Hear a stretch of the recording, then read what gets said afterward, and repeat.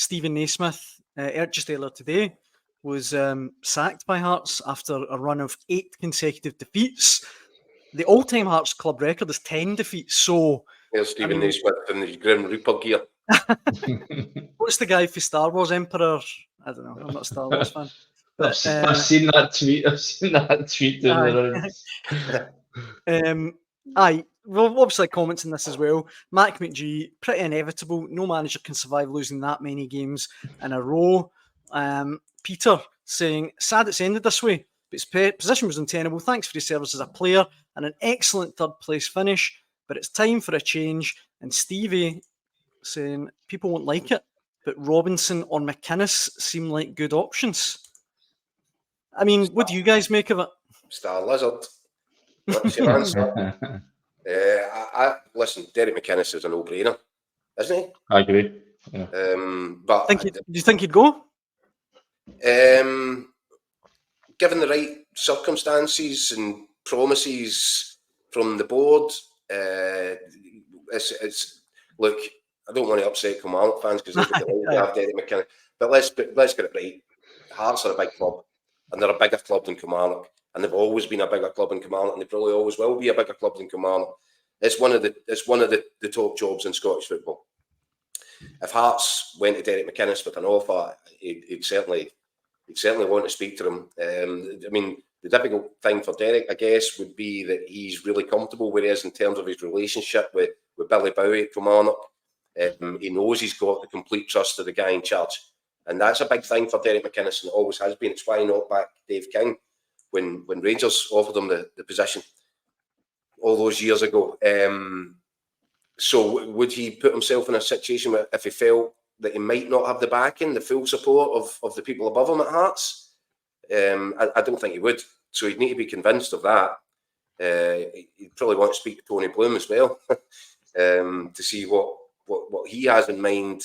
And I do just have this thing that because of Brighton's supercomputer and their approach to, and it's brilliant, by the way, you can't knock it because, you know, when De Zerbi was there, they already had the next one lined up. They know what they're doing. It's like playing Masters level chess. These guys are 5 moves ahead. So they've got everything worked out, and they will have names to give to Hearts. I have absolutely no doubt about that. And is Derek McInnes going to feature on that list? Not sure. I'm not sure. I don't know what the data says. When you look back at the recent third place finishes, Andy, in the Premiership, you know, Naismith, Barry Robson, Jack Ross, Robbie Nielsen, it's a bit of a poison chalice. That's awful. I mean, but I think there were signs there last season that this was a Hearts team that were perhaps overachieving. You know, I think if you just look at the over-reliance in Lawrence Shanklin, I mean, they obviously had a sort of sticky spell sort of round about sort of November time, if I remember correctly, and it was really Shanklin's goals that kept them going forward. And you know, there was a point last season where the second highest scorer was his own goals scored by other teams. So, you know, this was always the danger. If you don't bring somebody else in to share that burden out, if you don't bring somebody in who's going to, you know, take the pressure off him, and then obviously he has a big summer going to the Euros. Obviously, he didn't play that much, but you know, he's not getting the downtime that he would have had otherwise. He maybe comes back a wee bit tired, a wee bit jaded, and isn't quite able to recapture that magic that he had last season.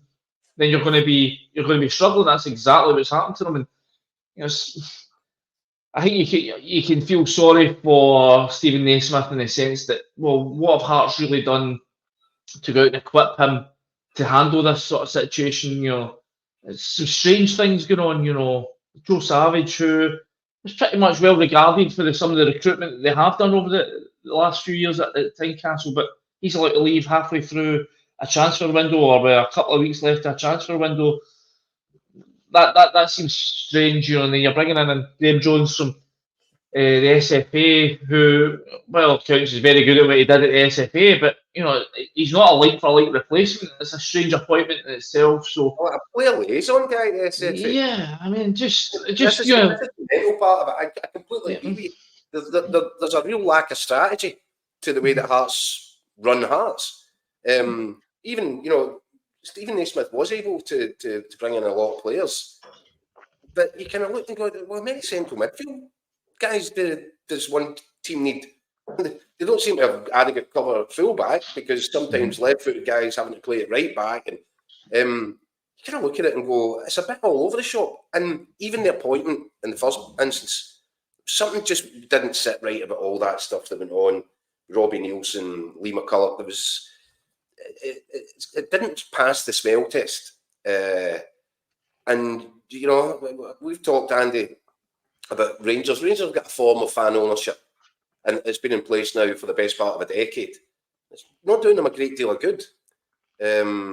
So, you know, I wonder if Hearts do need a new approach to how they do their business. And I wonder if that might come in the shape of Tony Bloom and Brighton.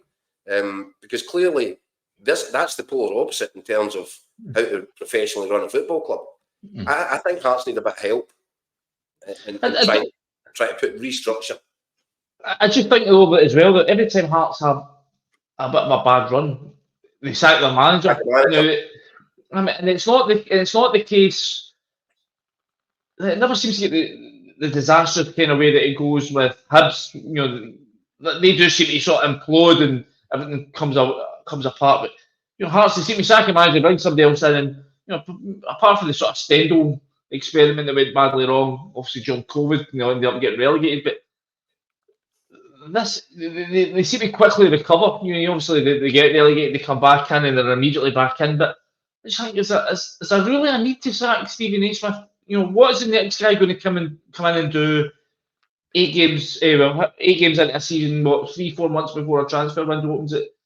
Is a new guy going to be able to come in and suddenly get, you know, find a goal scorer in that squad? That is he going to be able to get, you know, stop them making the sort of pretty basic mistakes that they've been making all year that have conceded a lot of goals? Maybe, but I don't see them. I don't see a drastic, you know, upturn in fortunes. I'm just unsure that I think Steven Naismith was. I would have maybe been tempted to give it a wee bit longer, but you know, listen, you can understand it. As I said, it does go back to last season. You know, a guy that got you 3rd place, but you know, did they overachieve? Maybe a wee bit, but I'm not too sure that I would have been sacked them immediately right now. I would maybe give them another week or 2. 8 straight defeats. I mean, if he'd stayed in the job, if he hadn't been sacked this morning, he would have been having a heart attack every time his phone rang this week, Andy, wouldn't he? Because I suppose you also get the Europa League, the Conference League coming up, so that the potential, the workload in the team, the ability to rest guys wasn't going to be getting any easier. You know, it was going to get tougher. But I don't know. I just think 8 games into a season, a guy that got you 3rd, I'm just a wee bit uncomfortable with sacking him at this stage of the season. But listen, I can understand the reason when you think it does go back to last year. So. Before I let you go, guys, Johnny here's saying if Hearts board keep it simple, to go for McInnes. Craig Levine is looking for a job, though. Oh. I mean, that would certainly be box office if we could do that. This one here, Danny Boy. We want to watch. Danny Boy backing you up. Keith, earlier on, Hearts could do worse than get Falkirk's present manager. He knows his stuff. We mentioned McInnes there. Stephen Robinson was mentioned in another comment. Who else should really be in Hearts' crosshairs, for want of a better phrase? I think Stephen Robinson's a good name because I think he's been absolutely terrific for St Mirren, and I think he deserves a shot at a so-called bigger club. And I say that advisedly, given I stay in Paisley. I'm down at St Mirren quite a lot. I think he's done a fantastic job there. Anytime you walk into the training ground at St Mirren, the vibe around the place is so positive. I think that's been so key to it. I think such a tight-knit squad. I think he's responsible because he's been largely responsible for recruiting a lot of the players that St Mirren have found and getting the best out of these. He's made a big deep thing of getting guys that maybe been discarded elsewhere or overlooked and giving them that sort of second chance, and he's really getting his rewards for that. And I think he deserves a shot at a bigger club.